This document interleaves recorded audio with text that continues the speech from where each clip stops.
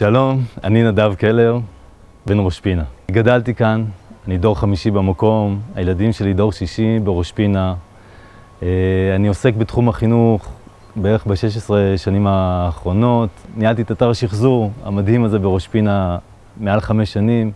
מאוד מחובר למקום. אכפת לי, אני מרגיש שראש פינה נמצאת היום על סף שינוי. יש לראש פינה היום יתרונות ענקיים, צביון מאוד מיוחד, אנשים מיוחדים. אני חושב שאם אנחנו לא נשכיל ולחשוב איך נראה את העתיד שלנו, איך אנחנו רוצים לראות את העתיד שלנו, לשמור על הצביון, לשמור על נקודות החוזק שלנו, אנחנו עומדים לאבד את הייחוד.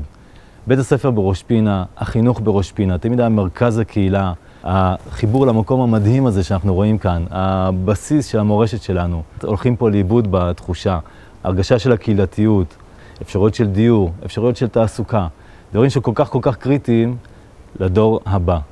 ולדור שלנו כמובן, אנחנו צריכים תשתית מבוססת שתבהיר לנו איך אנחנו הולכים לראות בשנים הקרובות. ואת כל זה, לדעתי, עושה אהרון בצורה מיוחדת במינה. החבורה שלנו, הרשימה שלנו, רשימה מאוד מחויבת. אנחנו כולם באים עם אותה גישה.